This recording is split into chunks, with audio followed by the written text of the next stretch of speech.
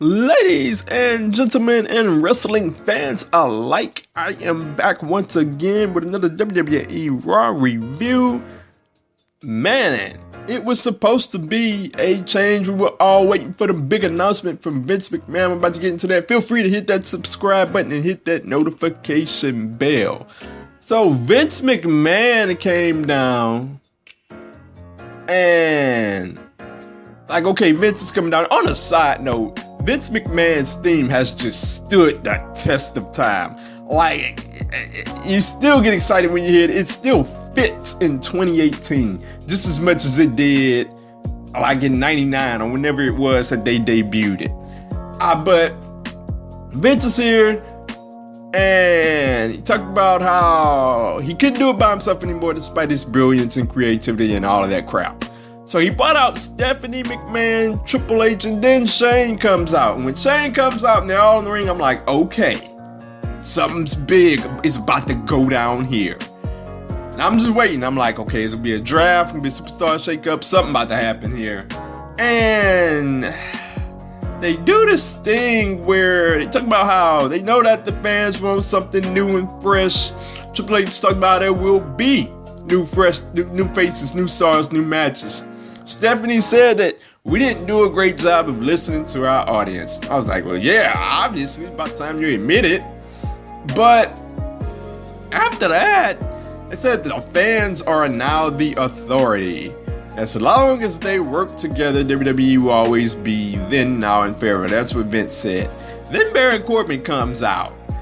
And he talked about how it's unfair what went down with him last on the most recent pay-per-view on WWE TLC.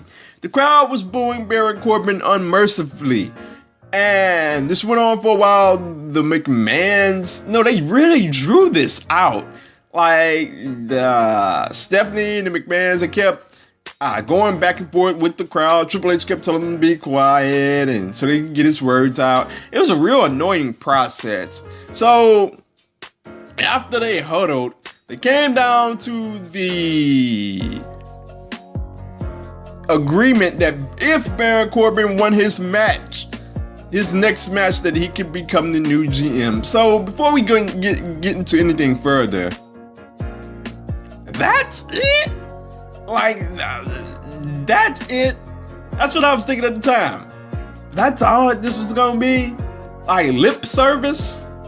That's all you want to pay? You could have paid me lip service on Twitter and we could have ran with the same Raw that we've been running with. So that's all you're gonna give me? That's it?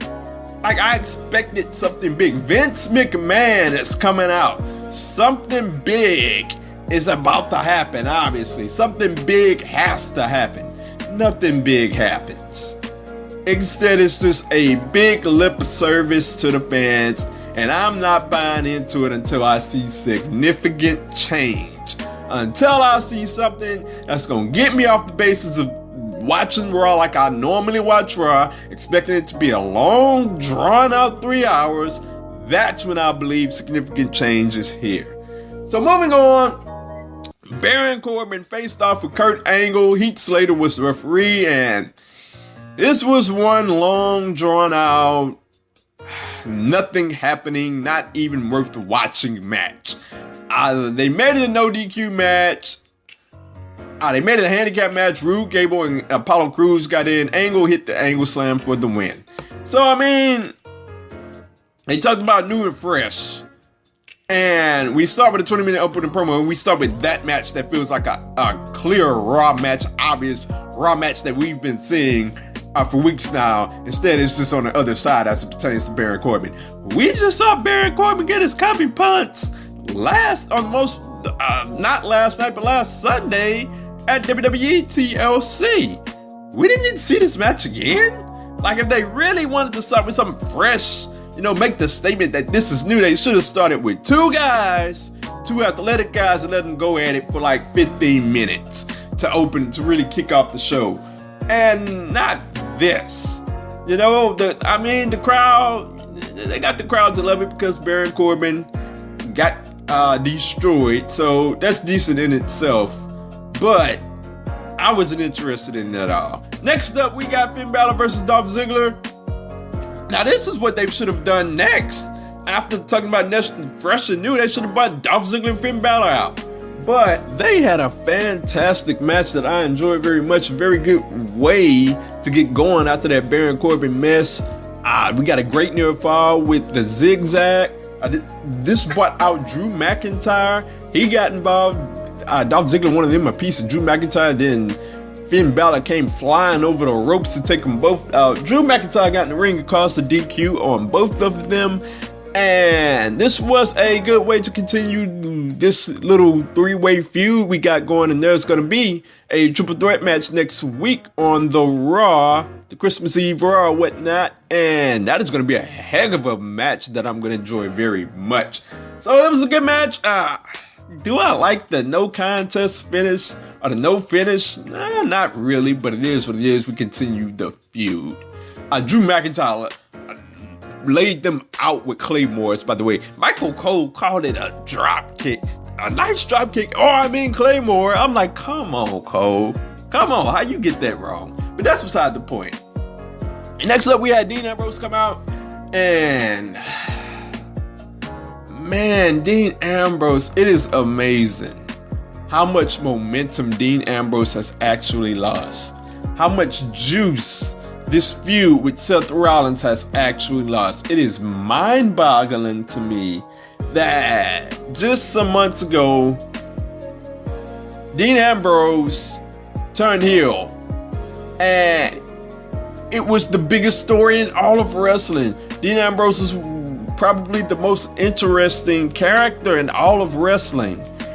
And just like over the course of weeks, it's like this feud is fading into nothing. They had a bad match at TLC, at Rollins and Ambrose, that is, and it's just not interesting anymore.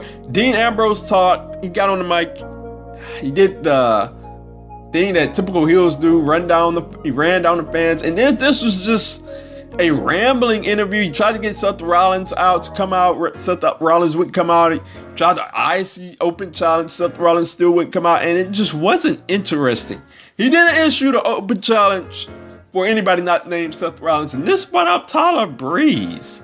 When Tyler Breeze came out, I thought, man, this worked a whole lot better if you follow NXT. This worked a whole lot better when Ricochet had the North American title Open Challenge, and Tyler Breeze came out for that. That worked really well.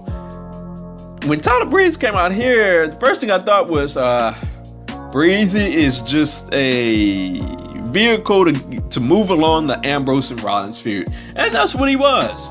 He was just there to move along the Dean Ambrose and Seth Rollins feud. I couldn't really get invested into the match because I knew the result. I knew why Tyler Breeze was really there. I was about to put on a particularly great match. It was just to move along Dean Ambrose and Seth Rollins. But the match itself was decent enough. We had some decent action, but I just cannot get invested into the match. Dean Ambrose obviously would go on to pick up the win with the Dirty Deeds. Decent enough match, but I couldn't get invested. Afterwards, Rollins' music hits, and he was one of the guys that was protecting Dean Ambrose, beat down Dean Ambrose, gave him a nice beatdown, gave the SWAT team a nice beatdown as well, and Dean Ambrose bailed away. The feud continues. So after that, Shane McMahon had to talk with Drake Maverick, and AOP arrived. AOP wanted their rematch clause tonight, or they wanted their rematch clause last night on Raw, and Shane McMahon made a 4-way tag match, and he said that the winners would get a future tag title match. After that, we had the announcement on the new superstars that would get called up from NXT, and I gotta tell you, the names: EC3, Lars Sullivan, Lacey Evans, Nikki Cross, and Heavy Machinery, the tag team. They will be getting called up soon. And here we go again. The proverbial hamster's wheel. Will people get excited that people are getting called up, only to watch them go into WWE system for about half a year and to be ticked off because they're doing nothing with them? Like, I'm not getting caught up in that hamster's wheel because I know it's going to happen to these guys. To most of these guys, they're just going to get caught up in the shuffle. I like EC3. I thought EC3 should have never gone to NXT from the start. He is a main roster caliber talent. And we'll see what goes on. I don't want to bury all the people that got caught up, not by any means, but we'll see what happens in future months. So after that, we had Lio Rush and Bobby Lashley in the ring, and they were sitting there with Elias's broken guitar from TLC, and Leo did a lot of talking and Lashley did some posing. This was a nothing segment. Eventually, Elias arrived behind Lashley. He nailed Lashley with a guitar. Somebody finally taught Elias how to do a proper El Kabong shot without hurting somebody. Thank goodness for that. But that feud continues on. We have to see more of Elias versus Bobby Lashley, for goodness sakes. After that, we got a Sami Zayn video package. He will be coming back soon. I'm going to tell y'all my problem with these things. Can't we just let the guys show up anymore like we did in the 90s? Like, there were certain times where we ran video packages way back when for guys coming back. But for the most part, people would just pop up. It'd just be shocking. And like, I can't help but think it would have been a fantastic moment if we would have never got these announcements and these arrivals or and these comebacks would have just showed up. But moving on, as I get a sip of water here, we have the number one contenders match for the tag titles. Yes, number one contenders match for the tag team titles. And for the to face off with the tag team title champions, AOP versus B Team versus the Revival versus the Lucha House Party. Not under Lucha House Party rules. But we got a decent at best match. It was nothing to get excited over. But I am happy that they are doing something with the tag team division. Not making the tag team division look like a joke on the opening the show, the new fresh show or whatnot.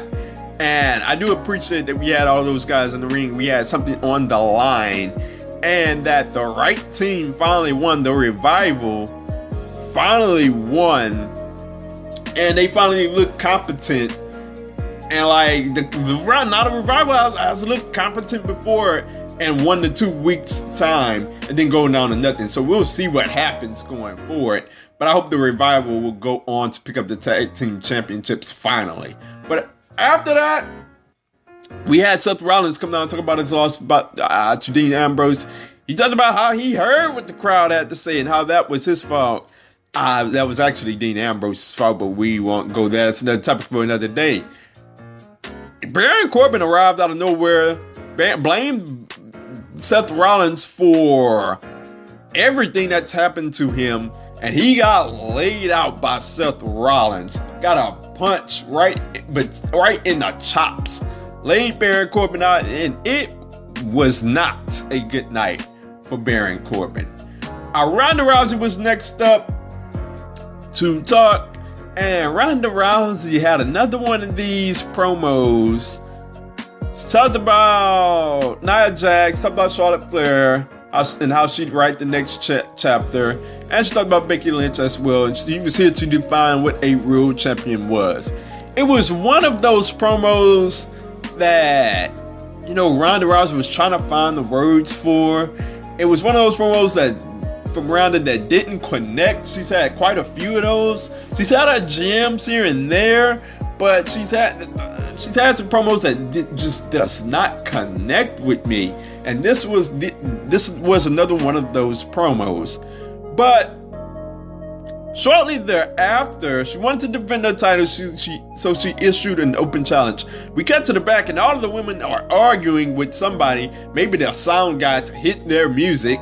So Stephanie came up out of nowhere, brought them all on stage, and we had ourselves a number one contenders gauntlet match to see who would face off with Ronda Rousey. So right when the match is made, I'm thinking, okay, I said on Twitter, Ember Moon, Bayley, Sasha. Can it just please be, can this match go an hour and please let it be one of those three to win? I would be so excited. So I had my hopes up for that as I take another drink of water here.